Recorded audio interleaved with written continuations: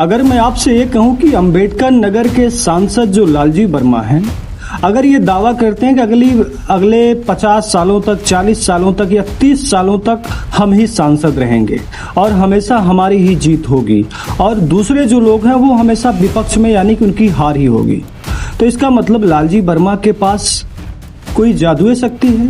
क्योंकि ये तो लोकतंत्र है और यहाँ पर कब कौन किस तरीके से हार जाएगा, कितने वोटों से हार जाएगा, ये तो जनता तय करती है।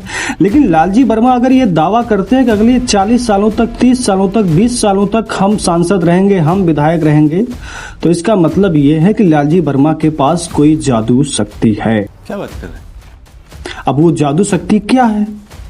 अब लेकिन यहाँ लालजी वर्मा की बात ही नहीं हो रही है, बात हो रही है कि जो देश के गृह मंत्री अमित शाह जी हैं, इन्होंने कई दफा संसद में, पार्लियामेंट में और संसद के बाहर, मुझे लगता है कि 1-2 शो में शायद कहा है कि उसमें कहा गया कि आप अगले 20 सालों तक, अगले 35 सालों तक, अगले 40 सालों तक आप विपक्ष में ही रहोगे और भाजपा की सरकार अगले 40 सालों तक, 20 सालों तक रहने वाली है। कुछ साल पहले अमित शाह ने बयान दिया, एक बार नहीं अनेक बार, कि अब बीजेपी की सरकार 40-50 साल चलेगी। राजनीतिक प्रस्ताव पेश करते हुए गृह मंत्री अमित शाह ने कहा कि अगले 30 से 40 साल तक का समय भाजपा का होगा और इस दौरान भारत विश्व गुरु बन जाएगा। इसको कैसे मालूम कि बीजेपी की सरकार 40-50 साल चलेगी? हम सब राजनेता हैं, जनता क्या करेगी, जनता के दिल में क्या होता है, जनता ही जानती है। तो ऐसा बयान देना कि अब हमारी सरकार 40-50 साल चलेगी, ये अजीब सा बयान है। और उस टाइम मैंने सोचा था कि इसको कैसे मालूम कि 40-50 साल के लिए सरकार चलेगी। और अब सच्चाई पूरे देश के सामने आ गई है। वो ये बात इसलिए कह सकते हैं कि वो वोट चोरी करते हैं। इसका मतलब उनके पास भी कोई जादुई शक्ति है।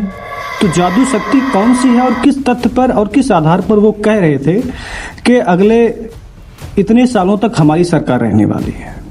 अब सवाल ये कि ये मुद्दे काफी पुराने, इस मुद्दे को किसी राजनेता ने नहीं उठाया, लेकिन बिहार के वोटर अधिकार यात्रा में राहुल गांधी ने एक मंच से ये सवाल उठा दिया कि मैं जानता हूं कि अमित शाह देश का गृह मंत्री वो किस बात से कहते हैं कि हम अगले 40-50 सालों तक सत्ता में रहेंगे। अब राहुल गांधी ने यहाँ सुपौल में एक तीर से 2 निशाने लगाए हैं। गृह मंत्री अमित शाह को राहुल ने कहा कि अमित शाह बार बार कहते हैं कि बीजेपी 40 से 50 सालों तक सत्ता में रहेगी। सवाल यह है कि क्या आत्मविश्वास इतना ज्यादा है या फिर वही जो जादुई शक्ति है वो ज्यादा है? अब ये कुछ लोग इसको समझेंगे ये तो राजनीति का मामला, लेकिन समझो अगर आपसे मैं पूछूं कि आपकी बाइक में कितना पेट्रोल है, आप कितने दूरी तक सफर करेंगे, तो आदमी अगर 1 लीटर उसके बाइक में पेट्रोल, गाड़ी टंकी में पेट्रोल है, तो उसको पता होता है कि इतनी पेट्रोल हमारी टंकी में अगले इतने 40 किलोमीटर तक या 35 किलोमीटर या 20 किलोमीटर तक हम सफर कर पाएंगे। अब सवाल ये कि उसको पता है और उसको ये भी पता है कि हमारी गाड़ी में पेट्रोल है, लेकिन अमित शाह जी ने कभी ये नहीं बताया कि हम किस पेट्रोल से और किस जादुई शक्ति से 40-50 सालों तक राज करेंगे, सरकार में रहेंगे। ये बात तो साफ होनी चाहिए। चलो साफ नहीं कहते तो गृह मंत्री हैं, लेकिन सवाल वही है। अब हम दूसरी बात करते हैं तो यहाँ पर प्रियंका गांधी की भी एंट्री हुई। प्रियंका गांधी ने लोगों के बीच में भाफड़ देते हुए एक बात का जिक्र किया कि देश के जो प्रधानमंत्री हैं, इन्होंने कहा था कि कांग्रेस सत्ता में आएगी तो ये आपकी भैंस, आपकी मंगलसूत्र चुरा ले जाएगी। भाइयों और बहनों, याद है मोदी जी ने लोकसभा के चुनाव में क्या कहा था? याद है मोदी जी ने लोकसभा के चुनाव में कहा था कि देशवासियों सावधान हो जाओ, ये कांग्रेस वाले तुम्हारी भैंस चुरा देंगे। कहा था कि नहीं? अरे हमें क्या पता था, ये तो वोट चुरा रहे थे। भैंस छोड़ो, ये तो आपकी वोट चुरा लिए। तो सुनिए, ये वोट ये क्या है और इसका महत्व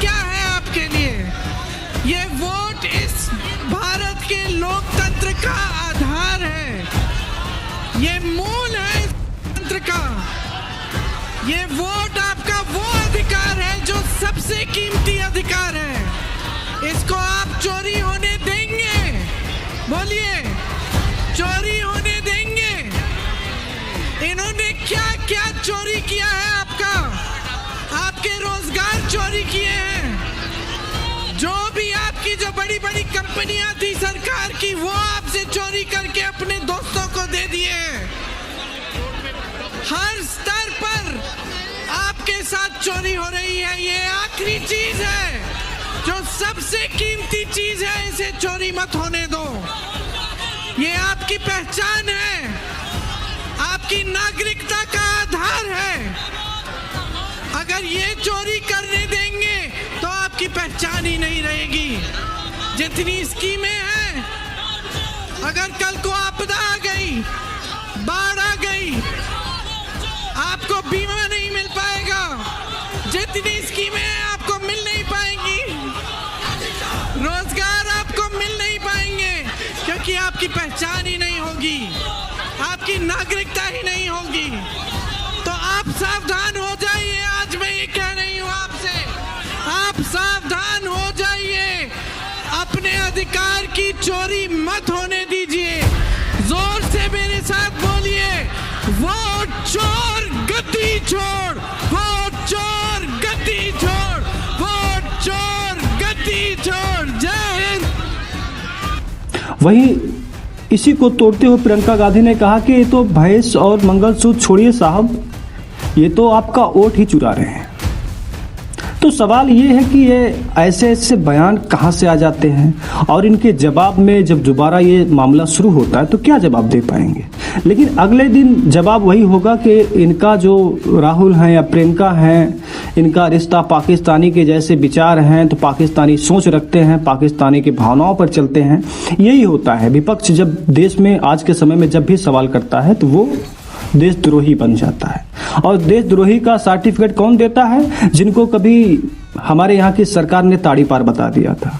हालांकि ताड़ी पार जब बताया था तो वो कहते हैं कि हमने तब इस्तीफा दे दिया था, इसलिए हम 130वां संविधान संशोधन ला रहे हैं। सवाल ये है कि अजीत पवार हों या फिर ये जो विश्व एक जो वहाँ के असम के मुख्यमंत्री हैं हेमंत बिस्वा शर्मा, अभी इनके ऊपर ना जाने क्या क्या मामला है। खैर, बात तो सरकार की हो रही है। तो सुपौल में प्रियंका ने कहा कि बीजेपी जेडीयू सरकार की महंगाई और रोजगार पलायन पर चुप हैं। अब ये लोग आपका वोट चुराकर सत्ता बचाना चाहते हैं।